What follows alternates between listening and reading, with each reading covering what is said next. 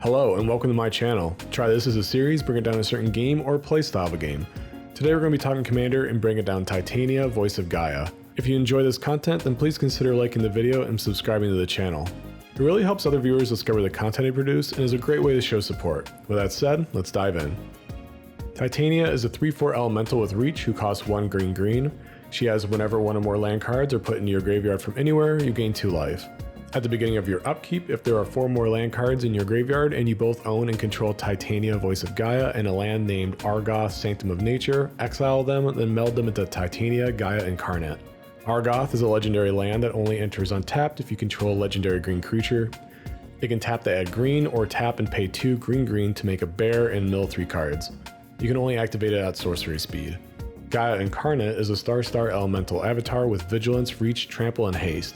Its power and toughness are each equal to the number of lands you control. When it enters the battlefield, return all land cards from your graveyard to the battlefield tapped.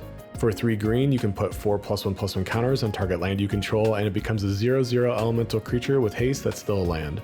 Of the 3 Meld commanders, I really think Titania is the easiest to pull off. There are a ton of ways we can tutor up non-basic lands, especially in green. In my test games, it was honestly harder for me to get 4 lands into my graveyard than to get both Titania and Argoth onto the field at the same time. This is a great opportunity for a Voltron style deck, with the power and toughness of the melded creature being equal to the number of lands you control. Ramp is really easy to do in mono green, so it shouldn't be that difficult to turn her into a massive creature. Vigilance and reach ensures she's a great blocker for us also, while trample really helps get the damage through. Her activated ability is alright, but it doesn't really help our game plan. We can use it to create additional blockers though, which is nice, or to enable our go wide strategy if we're locked out of the Voltron win for some reason. Mono green is incredibly powerful with a vast variety of powerful cards at most budgets. This makes their list very versatile and customizable for most players. If you're interested in the other 2 Titanias, they're also on the list as they provide some good overall synergy. I think you could really swap any of the Titanias around as the commander for this list if you want a little more diversity in the deck's playstyle. It's geared more towards Voltron, but with a little tweaking could work for all 3.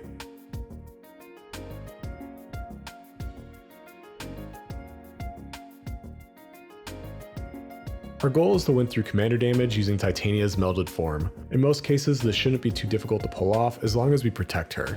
Just in case, I'm running a few go wide cards as a backup plan. Her normal form isn't that powerful as a Voltron threat, so we need a plan B in case Argoth is ever taken care of. I'm running an infinite combo in Kadama the East Tree, Guildless Commons, and some form of token production like Rampaging Bailoffs. This combo works with several cards in our deck. Basically, when a Guildless Commons enters the battlefield, 3 ETB triggers go on the stack. 1 for the land, 1 for whatever landfall trigger we have, and 1 for Kadama. The first Kadama trigger can be ignored, but you bounce the Commons back to hand with its own ability, then resolve the landfall trigger. Once Bailoffs creates its token, Kadama triggers again, and then you can put Guildless Commons back onto the field and repeat the process. You get infinite triggers this way as long as something is making a token to trigger Kadama again. I included these combos because Meld is normally pretty difficult to pull off in Commander, especially multiple times.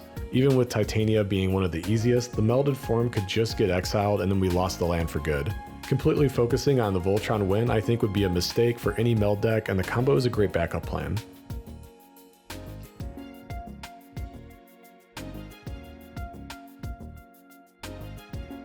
Starting off is Sol Ring, Arcane Signet, and Thematic Compass. The Compass can help ensure land drops in early to mid game, and then flip into a Strictly Better Maze of It to protect us from Voltron commanders and other problem creatures. 3 visits in Nature's Lore can get us untapped lands to field, making them very effective ramp cards. Skyshroud Claim and Cultivate are some other great budget ramp cards. Skyshroud can also get us lands to field untapped like the last 2 cards. Harrow and Roiling Regrowth will also ramp us while feeding our graveyard for the Meld ability. They're also both at instant speed, so we can hold up mana to bluff another card like Beast Within if we want to. Like them is Bladed Woodlands and Myriad Landscape, which are 2 lands we sacrifice for ramp. They will also feed our graveyard for the Meld ability. Next up is Steve, Birds, and Ornithopter Paradise is some low CMC creatures we can get out early in the game. Birds isn't really needed for this deck, so if you want to cut it for budget reasons, then a good replacement is Llanowar Elves. Lotus Cobra, Tyrus Provisioner, and Uvenwold Hydra are some creatures that will also ramp us. The Provisioner is yet another creature that works with the combo I talked about earlier. We can get infinite life and mana this way using the combo if we'd like to. The Hydra is a great way to get Argoth to the field, or the Commons to start the combo. Beanstalk Giant, Staff of Titania, and Temple Discovery will produce more lands for us. The Staff is a cool new card that will ramp us while playing both into the Voltron and go wide strategies. Cards like the Giant, which use our land count and has power and toughness, are also great backup creatures for this deck. There are plenty in mono green and enable a beatdown strategy as well. Though they technically aren't ramp, Expedition Map, Nylea's Intervention, and Scapeshift are all great cards to play in the either win condition. We can get any lands we want using these cards, making them very versatile in this deck. Argoth is probably what we normally would get with them, but it's always nice to have options.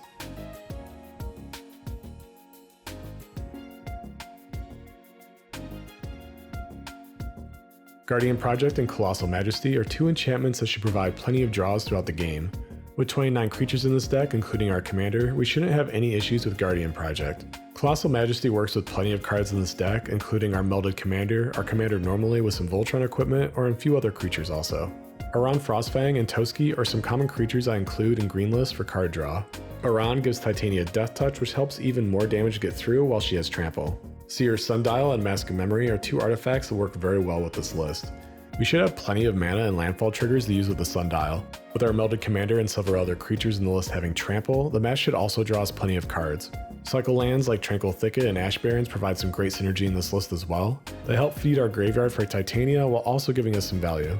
Last up is Endless Atlas. Since we're a monocolored deck, many of our lands will just be basic forests and should enable this card.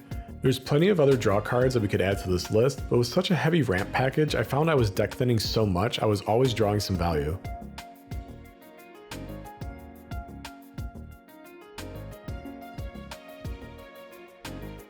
First up is Darksteel and Commander's Plate. There are two great Voltron equipment cards that will protect our commander and are easy to equip. Commander's Plate is especially valuable being a monocolored deck. The colors this protects us from covers a ton of removal effects. It will also likely make our commander unblockable so we can get in with the full damage. To help out with damage is Blackblade Reforged and Fire Shrieker. The blade essentially doubles our commander's power and toughness since it's based off lands. Since the meld form of our commander has Trample, Double Strike will likely make her a one-shot in most cases. To help Titania flip is Zurin Orb and Sylvan's Safekeeper. Both can easily get lands into our graveyard, and the Safekeeper can well keep Titania safe. It's a pretty expensive card, but it's really effective in lands matter decks.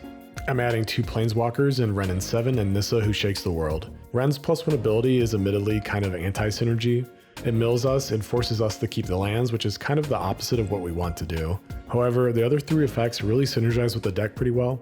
We can dump all the lands from our hand onto the battlefield, make a large creature if we want, and can eventually get all those milled cards back if we like to. Wrenn is probably a good budget cut, but for me, diving through my deck really worked out. Being a Voltron deck, I didn't really care what I milled, and most of what I needed is in the command zone. All I need from Wrenn is the dig for Argoth, and there are plenty of other ways in the deck to get lands into the graveyard. Nissa provides a ton of synergy for this list and is well worth picking up. She doubles the mana production for most of the lands, or all of them if you run Yavimaya, Cradle of Growth. She turns our lands into creatures, which we don't really care about. If they die, then it feeds our yard to flip Titania and gains its life, and the melded form gets them back anyway. My example list only runs 16 forests, which I know is pretty low for mono green, but Nissa will let us tutor them all out and greatly buff our melded commander. Scepter of Celebration and Avenger of Zendikar will help enable our go-wide strategy as a backup plan. The Scepter is especially useful in this deck as I'm including a bunch of cards that use our land count as power and toughness. The Trample really enables those cards and populates our board. Some of those cards are Cultivator Colossus and Multani. Green has a ton of creatures like these. Having so much ramp in the deck really enables them, though they don't all have Trample. So I'm adding some support cards to help them and the rest of the deck out. Nylea, Azusa, and Crucible of Worlds all offer a variety of utility to support the deck. Nylea isn't really needed though, and is probably one of the first cuts for the list. I added her to enable other large creatures in the deck and our non-melded commander. Exile effects are pretty common in my pod, making my Voltron game plan pretty vulnerable. There are several other ways to buff Titania, but I wanted a blanket trample effect that could help her and all these other creatures out. I brought up before that there are plenty of cards that work well with infinite combos. Even if you don't run the combo, there are plenty of good landfall type cards that work well in this deck. Zendikar's Royal, Scoot Swarm, and Field of the Dead are some good examples. They all make tokens when lands enter to quickly populate our board for some blockers or to enable our backup plan. In a monocolored deck, it can be kind of hard to enable Field. A nice trick to help is to split your basics between normal forest and snow-covered forest. They are both still basic lands we can fetch, but they do have different names which count towards Field. Some useful lands we can add to help feed our graveyard are Strip Mine, Wasteland, and Field of Ruin. I think you might get mixed feelings on how often you recur these cards. When it comes to land destruction, I find there's a vast range of how people feel about it. Some people think you're the scum of the earth for blowing up one land, and others shrug off Armageddon like it's no problem. I normally run one or two of these cards in my deck to take care of problem lands, but they can be pretty oppressive in a deck like this. They're great to populate the graveyard, but our melded commander brings them back. That ability combined with other cards that can get them out of the graveyard might give off the impression that we're just going to cycle destroy everyone's mana base. Speaking of cards we can recur is Glacial Chasm. I think it's a really fun card that can help protect us, but it can be a little obnoxious with cards like Crucible of Worlds in play. In this deck, it can nuke one of our own lands and then protect us for a round while we sacrifice it on upkeep before Titania's ability resolves. When it comes back, we can sacrifice it to itself so we can swing out while still getting all the landfall triggers. Next up is the Shaya as yet another creature with power equal to the number of lands we control. They also turn our non-token creatures in the forest to further buff these kind of creatures in our commander.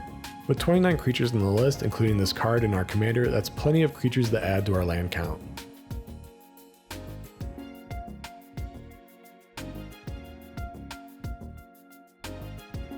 The cutting room floor is where I talk about some cards around or over $10 at the time of recording that I cut from my list for various reasons but are worth mentioning in the run. Though these cards didn't find a home in my list, they might find a home in yours. First up are some new cards in Awaken the Woods and Root Path Purifier. Root Path is a cool card that lets us just tutor for Argoth or other lands with cards like Harrow or Cultivate. Awaken the Woods just gives us a ton of creatures while also adding to our land count for our melded commander. I think either would be good for this list. I cut them because honestly it felt like overkill. Mono Green has access to some pretty insane cards printed over the last couple of years. I could probably make this section just as long as the highest energy card section to cover them all. Like some other examples would be the Great Henge and Elder Gogoroth. These cards just provide some needless value for the sake of adding value.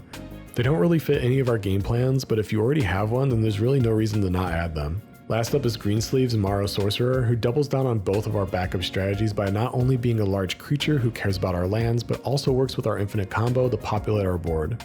The protection is pretty niche, but a nice bonus. Honestly, this could just be a replacement for Titania if you want the whole package in the command zone. Dominaria just loves its legends, and I can only make so many videos. I thought about doing one on Greensleeves, but Titania just seemed more interesting and fun to play. If I wanted to put a combo in the command zone, then I would probably just run Kadama as a partner with something else to have access to another color. Also, working to give Greensleeves evasion for a Voltron win just seems like yet another equipment or enchantment deck. She's got so much value, but she's like a jack of all trades and master of none.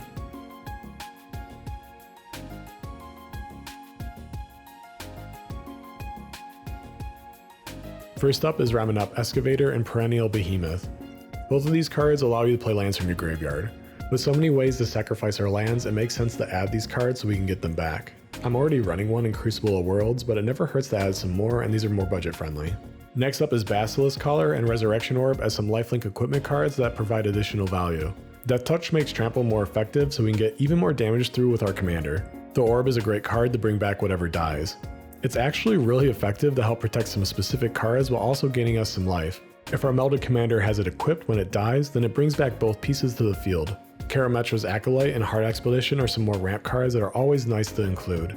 And Mono Green or Devotion will probably be pretty high, making the 4 seem Mana Dork worth it. With so many landfall triggers, we'll easily crack the Heart Expedition for more lands.